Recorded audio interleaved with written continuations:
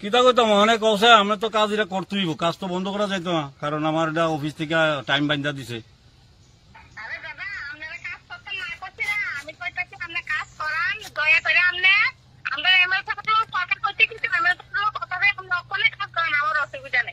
না এটা তো আমি এইটা তো আমি আপনার থেকে জানতে চাইতাছি যে আপনি আমার কাজটা কি কারণে বন্ধ করছেন।